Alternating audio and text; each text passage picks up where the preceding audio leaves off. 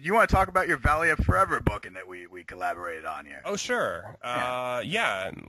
Valley of Forever is a book that I'm working on. I've been working on for about 2 years, and it's kind of a very strange postmodern novel that is about the nature of time. And it's been kind of difficult to write because it doesn't really have a linear structure, and it's got a lot of things that are unusual as far as books go. So it's going to be self-published, just because I don't think that a publisher would really want to put a lot of resources behind it, and I can completely understand why that's true. But I've always been fascinated by the nature of time and infinity and things like that. So it's a book that's pretty much about that, and you, of course, have agreed to do the drawings for it, which are wonderful. It's a very slow process, and as you know, I'm getting a master's degree in history right now, so I've been extremely busy working on that. And I've got a couple of other irons in the fire, but there is a blog up for it. It has not been updated in a while, and I need to update that. But it's coming along very slowly, and I think it's going to be a good book. It's extremely unusual. Most of it takes place on a hijacked ocean liner, where curious things are happening to the nature of time, and a lot of it takes place in the head of a 42-year-old woman who's not sure whether things that are happening happened to her before or might happen again. So that's probably not a very good pitch for it, but but that's kind of what it is. Well, we can always edit, so it make you look Sure. look real shiny there. Yeah, doing that ship was, of course, lots of fun. Quote, Mhm. and a lot of detail on it. One of the most detailed things, but it helped me scoot to a different level because I don't usually handle structures. But I tell you that was a lot to take. Even just you telling me to do a cardigan on that Burgos was. What the hell is a cardigan? Anyway, by the way, how old are you anyway? I am 39. 39. Jeez. Stranger here is 22. Oh, wow. And, do you got any comments on, did you keep track of metal bands or rock bands from the 70s? I like some of them, yes. And there's You familiar with Kiss? Oh, yeah.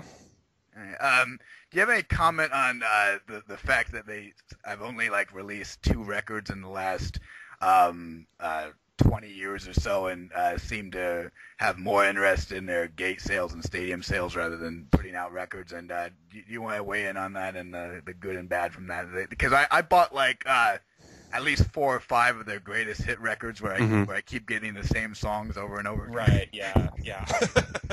Well, that just happens with bands that have been out there that long, and you see it with Iron Maiden has got who are much younger, of course, but they have every time you turn around, there's another greatest hits record, and I think they're slowing down in the sense that a lot of bands are like this.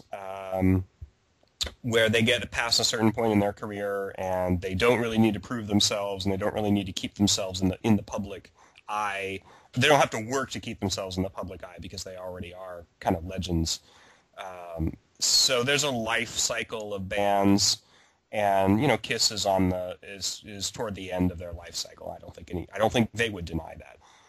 And if you look at what the Rolling Stones have been doing for the last 25 years, they've been stringing out this long decline, basically. I mean, personally, I'm convinced that Keith Richards died in 1977, but for some reason he's still playing shows. But I can't understand why the hell Keith Richards is alive and Macho Man Randy Savage died. That's my favorite wrestler. Do you know him?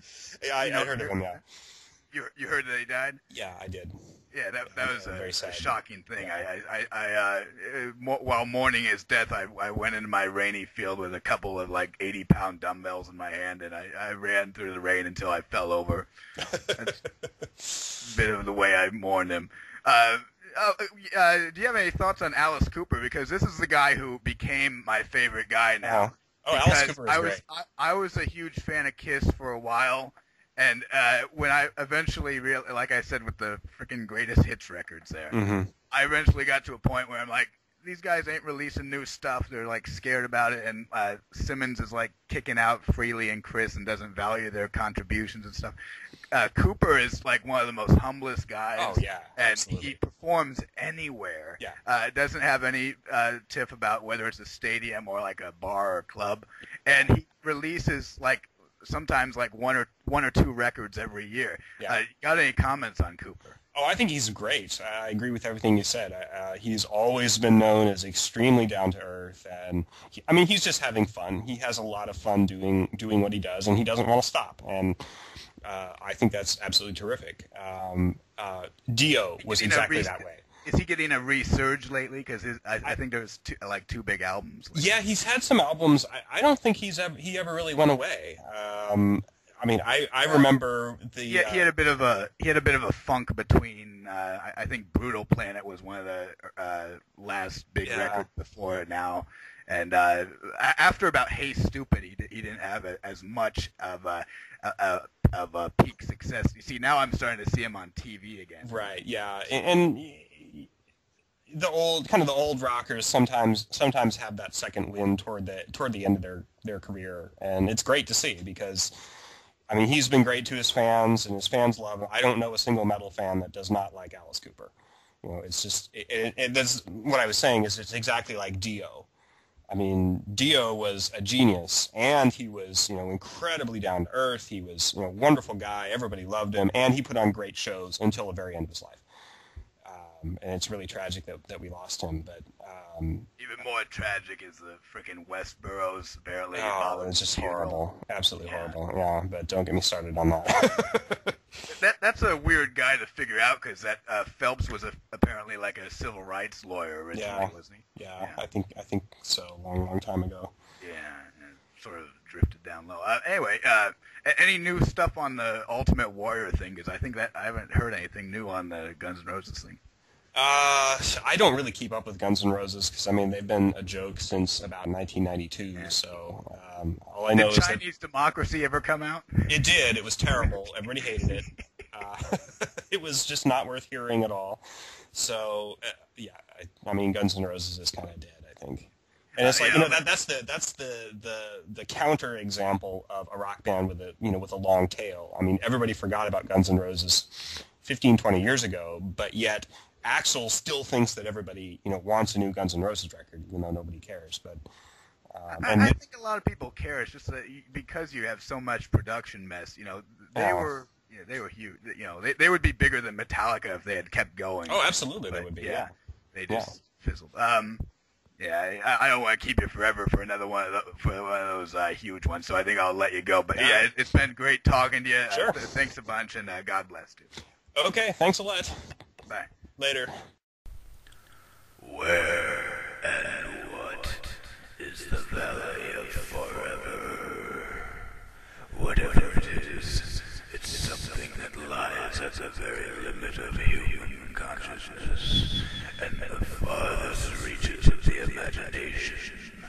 It has something to do with a brutal murder, a burning ocean liner, a small western town held hostage by a hypnotic clock, a globe that can see into the future, and a hideous creature that resembles a giant insect.